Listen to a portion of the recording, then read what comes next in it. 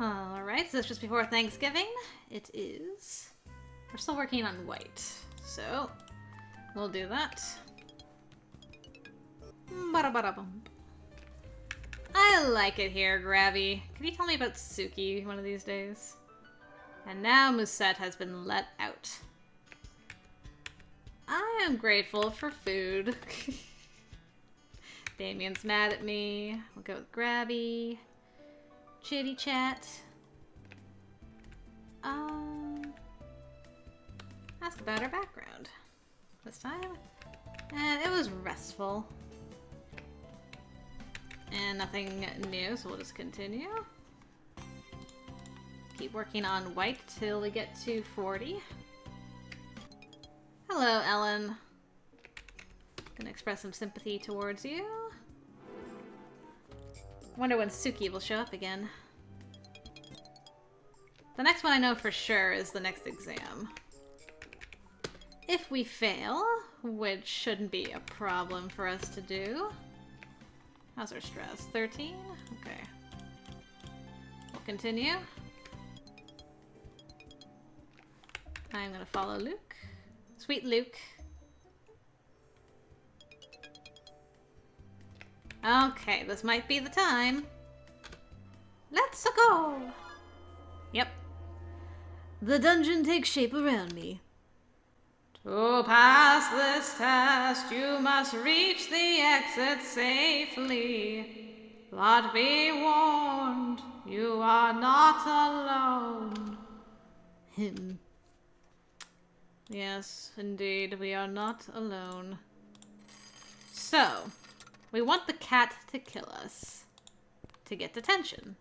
And apparently, if we get detention, a certain Miss Suki will also be there. Hello. While I'm waiting for you to kill me. Just me and you, huh, buddy? Do you communicate at all? Only get a hiss in response. Can I be empathic towards you at all? You sense curiosity with a hint of cruel smugness, as if E were wondering what your insides taste like. Well, now you know. I feel an intense pain as I fall to my knees. Dots. Hi, Grabby. When I open my eyes again, the first thing I see is Grabiner glaring at me over the top of his book. What do you call that? A very unsuccessful combat. Indeed. Particularly as combat was not your objective. Your task was to escape the dungeon, not to cavort with a beast. There were many ways to achieve your goal without injuring yourself in the slightest. And if you were absolutely compelled to engage in violence, did you somehow not notice the damage done to your health? He snaps the book shut. If you are outmatched, withdraw and prepare a better strategy. Suffering through to a loss gains you nothing. Had you behaved so thoughtlessly in the wild, that creature's fangs would now be draining your blood. I didn't realize the beast was vampiric. For your pathetic performance, you will receive 10 demerits and detention tomorrow. Great. I would advise putting in the effort to make up for your mistakes, unless you wish to explain your failure to your parents. Thank you for your attention. He's right, I could have done better. But I didn't want to this time. Oh right, I failed. Yeah. My boot's untied, so I've gotta sit down. Thanks, Luke. Now I just have to worry about how I'm supposed to deal with this Secret Santa assignment when I've got detention and can't go shopping. Don't worry, there'll be a snowstorm and we won't have to worry about it. It'll be fine. Well, that solves one of my problems, but now I've got to hurry to detention. Alright, no rest for the wicked. Outside the windows of the detention room, I can see the flakes swirling, turning the world gray and white. Donald is also looking wistfully out at the snow. Don't suppose Grabby will let us go out and play? The music stops so abruptly. That was great. No. If you wish the freedom to play, Mr. Danson, it is a simple matter of not receiving detention. Where's the fun in that? Ugh. So, what are we doing today? The last member of this little party has not yet arrived. Do not attempt to make small talk while we wait. I fight to keep my face still. From the look of him, Donald has the same problem. Laughing at Grabner now would not be in our best interests. A few minutes pass while Grabner looks at his book and Donald and I fidget. Oh, Donald. Do you think... Silence! Oh. Professor Grabner, sir, do you think that maybe this other person forgot the time? It is not impossible. Wait here. When he opens the door, another student is already standing there. Hello! Miss Sato, where exactly have you been? I was born under an incense tree on the 6th of Year Trail. Okay. Why do you have detention? Where have you been during the past few minutes? I thought I was in the hall. Was I somewhere else? Why did you not enter the room? Is it not like the dungeons? Shaking his head, he turns away from the snake girl. Mr. Franco, Miss Sato, you will be writing essays on the legend of John Henry. Reference books are on the table. Mr. Danson, you will be sharpening pencils by hand. None of you will speak. Aw, silent spell. There is a brief pulse of magic and the room goes absolutely silent except for Grabner's breathing. He is taking no chance on our disregarding his instructions. Get on with it. Well, it's a good thing that he's left books explaining who John Henry is, because the name sounds like any generic American to me. Oof. Reading a bit, while the story has several different versions, the basic idea is about a man who is very good at digging, but his job is threatened by a new steam-powered drill. John Henry issues a challenge to see who can dig the fastest. He gives his all and outpaces the machine, only to die of a heart attack afterwards. Strange that Grabner would give me a lesson telling me not to work too hard. Does that mean I shouldn't put much effort into this essay either? And there's our laid-back Franco. I'll just write what comes to mind. That wasn't so bad. Maybe detention is all in the mind. Across the table, I can see that Suki is preparing her essay in cartoon strip format. I can only imagine Grabner's reaction when he reads that. Oh, right. She was the one that wrote us the letter on Barbara's route. Luckily, my job here is finished. After our detention is finished, I follow Suki into the halls. So, why were you assigned detention? As far as I know, she's not a mischief maker like Donald, but she clearly causes Grabner some aggravation. I hope he isn't treating her unfairly. Because of the cowardly lion and the hungry tiger. Cat got you too, huh? The what? The hungry tiger always says he wants to eat fat babies, but he doesn't really. Is this a metaphor for Grabner somehow? Fat tiger? Oh no. It could be. I think you're right. He's kinder than people realize. But you know him better, don't you? Only a little. I slipped and forgot to call him Professor Grabner, didn't I? I've got to be more careful. Maybe when he sees my pictures, they'll warm his heart and he'll understand. That doesn't seem likely. Shaking my head, I try to get back to my original question. What was Professor Grabner's reason for giving you detention? Oh, his reasons. Because I wouldn't give up. I wanted to make friends, but he wouldn't let me stay. So he teleported me out of the dungeon and gave me detention. Oh, you tried to make friends with the cat too, huh? Wait. During the exam, you were trying to make friends with a bloodthirsty cat beast? Everything eats. That doesn't make it evil. Bloodsuckers don't even kill to feed. That thing would have been happy to kill me. I needed more time. But it was dangerous. Didn't it attack you? Didn't you get hurt? I can heal. How long would you have stayed in there before giving up? I never give up. She walks away, following whatever impulse it is that guides her. I'm starting to understand some of how Grabner feels when he's angry at me for putting myself at risk. Suki means well, but her approach just isn't sensible. Like we were any better. We let that cat kill us. Alright. Let's read about it. Cat scratch. I was defeated by a vampiric cat and failed today's exam. Because I didn't recognize that I was losing in time to surrender safely, I was assigned detention tomorrow. Drilling deep.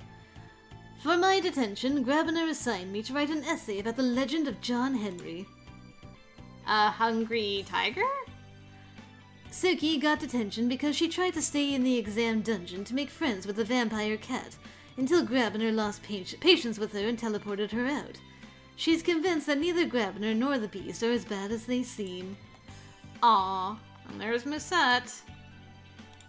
Continuing on. Well, that was nice. Getting eaten by a vampiric cat wasn't nice, but other than that, it was pretty good. We will do black and brave. Crush your enemies. Like a kid, how?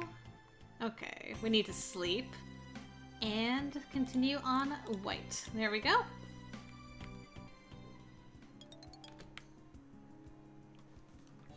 And then this next week, I can go and get my wings.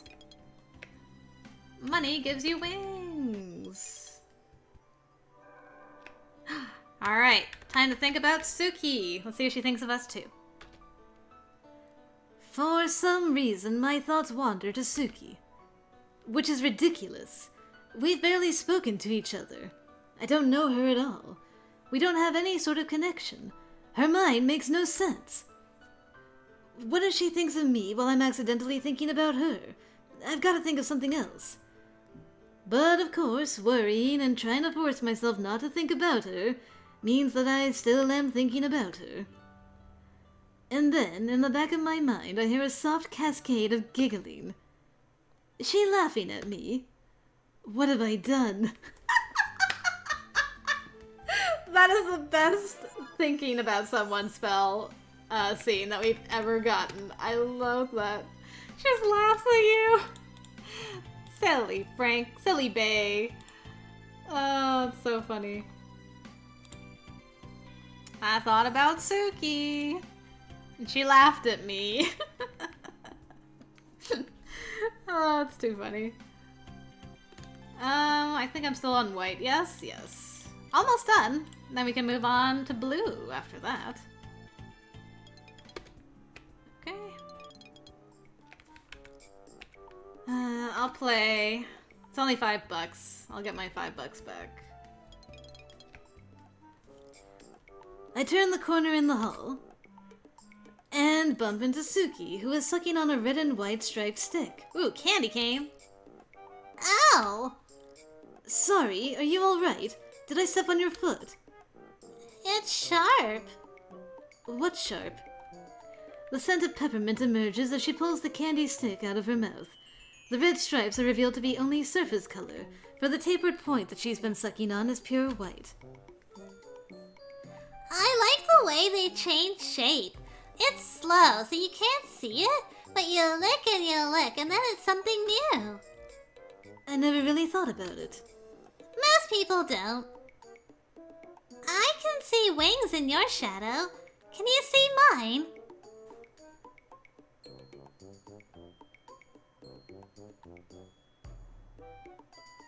Am I a vampire? Guys, do I have vampire wings? Guys. Do I have a glamour, guys? Does she have a glamour? Is she really a dragon lady? That way she can see things. What sort of wings? You're with the eagles. Okay. Is that why I should have been in Falcon Hall? Though I suppose we're eagles too. A lot of people are eagles, not falcons. But you could have been both. Is that why I go for the golden eagle? In the, not exam, what's the word? The presidential election. Suki blew my mind. Does anything she says make any sort of sense? It does, though. Franco, use your brain. What do you got of it? I'm just about to give up and go on my way when... What does the other world look like with your eyes? What? She moves her head back and forth, making a grumbly sound to her nose. I see your footprints on the high roads. She can't possibly... No. She doesn't know who I am. She's just gushing babble like any false oracle. She throws out enough hooks, eventually she'll stumble over something that sounds familiar to her listeners. It's only my reactions that might give away my secrets. And so I choose to send her down the wrong path. Franco, no, I made you unski me for a reason. I saw the other world in a pool once. You can sometimes in a misty grove when the waters are perfectly still. What did you see? There was a terrible gray monster, taller than a man, but too thin, with long, long arms and long, long fingers. You saw the Slender Man in a pool? Oh? He had the face of a cat, but when he smiled, their teeth shone like a crescent moon, and their eyes were holes of empty black.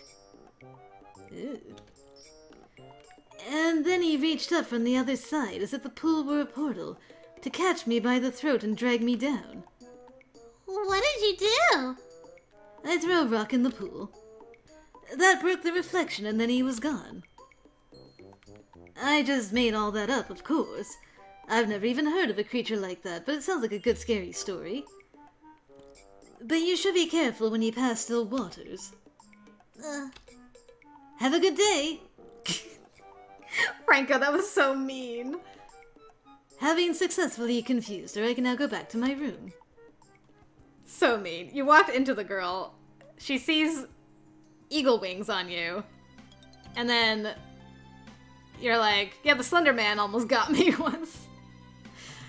I'm going shopping to the magic shop to get my wings. I'm glad I really waited for this, because it's perfect.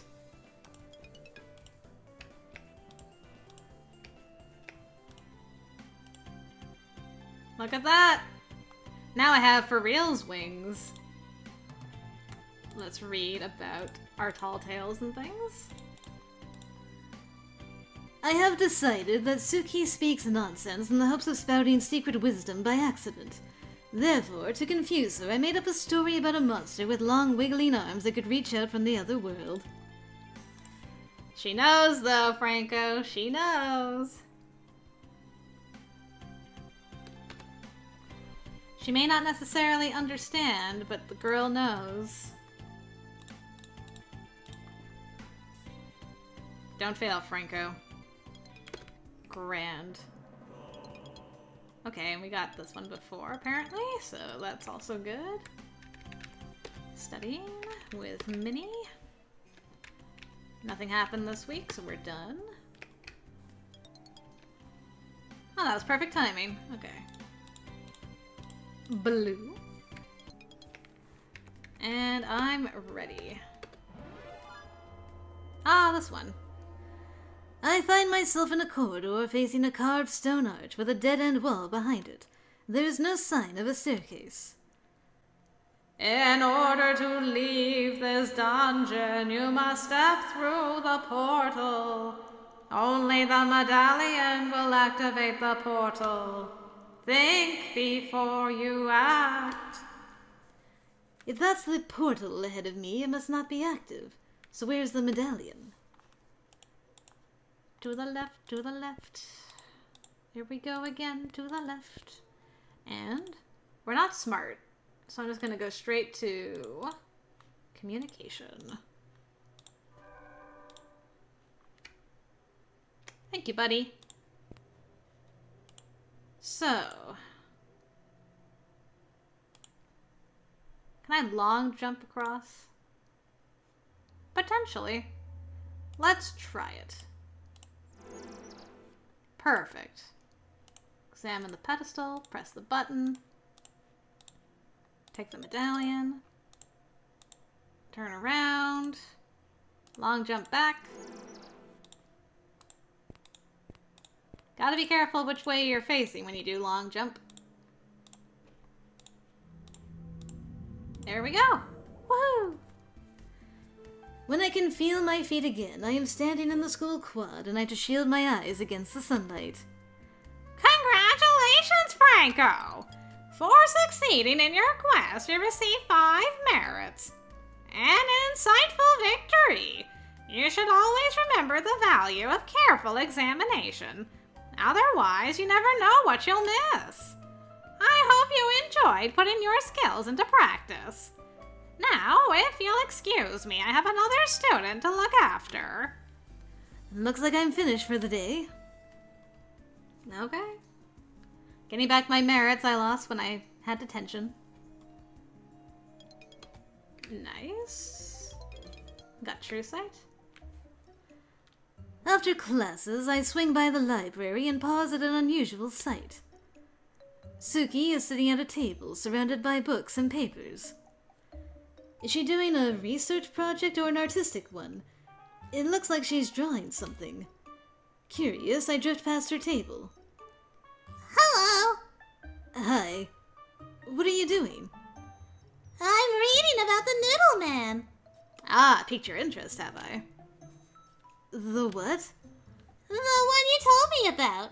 He's very thin and his body and arms bend like noodles. She points at the pictures she's been drawing. Round head with black hole eyes and a wide, shining grin, tall, stretched-out body, long, wiggly arms and spindly fingers, or spindly. It looks distressingly like the picture I had in my head last week when I was making up a monster for her. Distressing, because I'm sure I never told her the part about the arms wiggling like that. A lucky guess. Or she's so skilled at white magic that she can pluck images out of my mind without me even noticing. Wait. You're reading about him. What are you reading? About all the children he stole. He must have been very lonely. I think he was lonely. I don't know. Maybe that's how they make new ones. I don't know if it's just one Noodle Man or a whole race of them. I've never seen them before. But you can't be reading stories about the creature I told you about. These are American books, aren't they? I'm not from America. And I made the story up to begin with.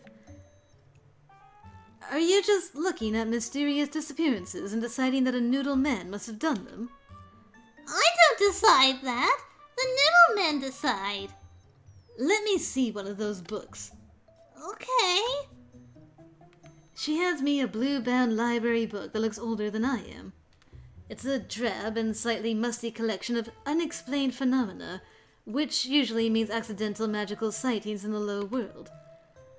And there I read an account from a young boy who says he was stalked by a skeleton man, a dark, tall, thin figure with long arms that tried to lure him away from a playground and into the shadows of the wood. You were lucky you had a rock. These stories can't be about the same creature I told you about. I never saw a noodle man. I made it up. It never happened. Do you think so? Of course I think so. I invented something spooky to tell you about. I did it on purpose. It's not real. You think you made it up, but that doesn't mean it wasn't real. You don't know everything that you know. The truth speaks to you, even if you don't know why. It's a coincidence. No, it's a coincidence that there are two trinities. That wasn't planned. They're not connected. Two... what? Of course, you need 4 trinities to make a triforce. Maybe that's why it wasn't strong enough to hold Sam. What on earth are you talking about? You should calm down. Rituals are dangerous if you let your mind wander. I mean, that's a true statement, but what connection does it have to anything else we were talking about? I'm going back to my room. That's a good idea. You should rest. She returns to her drawings. Her impossible drawings, perfectly reproducing an image in my mind that she could never have seen, illustrating stories about monsters that couldn't possibly exist because I made them up. I did make them up, didn't I? What does she mean, you don't know everything that you know? Does she mean anything at all? Is she somehow a true oracle?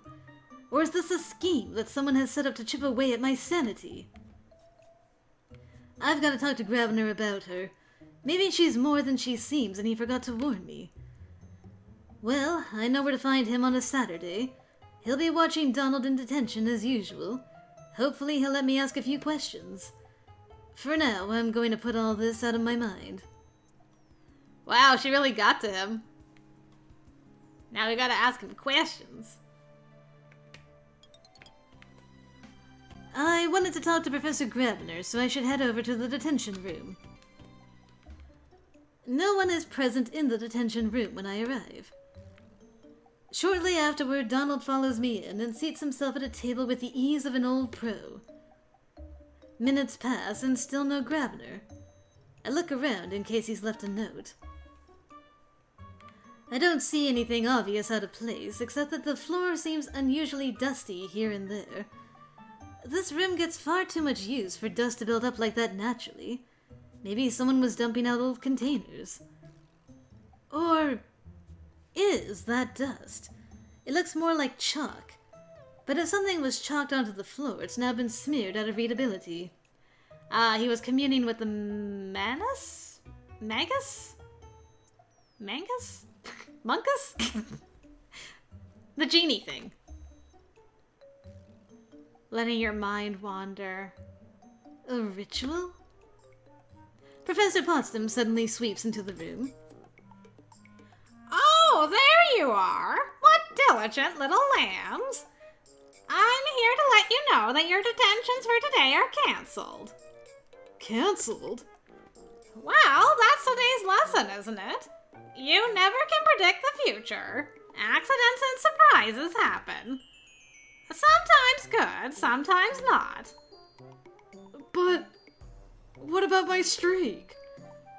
Well, you're welcome to stay in here and proctor your own detention if you'd like. Perhaps you'll even assign yourselves worse punishments than Hieronymus could think of. With no further directions, she glides out of the room. So this is the day I got married. Oh. Wait! I run out into the hall after her. I didn't actually have a detention today. I was looking for Grabner. I'm afraid he's a bit indisposed at the moment, dear. There were those chalk marks on the floor. Did Suki know something? Or is it crazy to even consider that?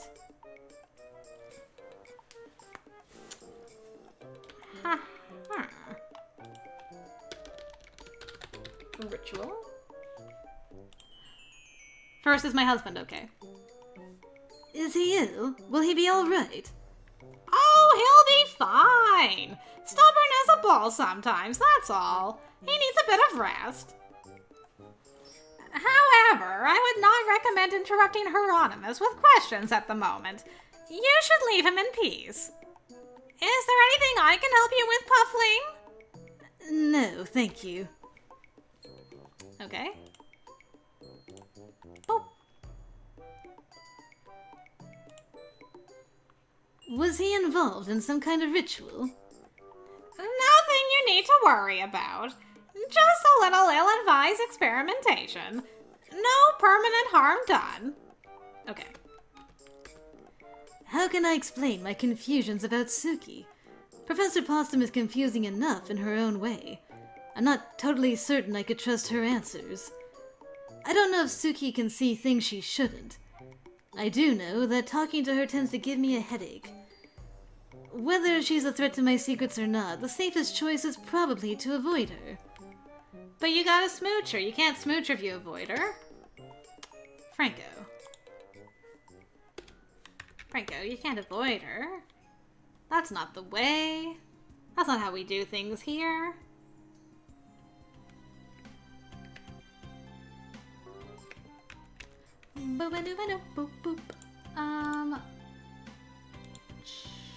What was this? Alright.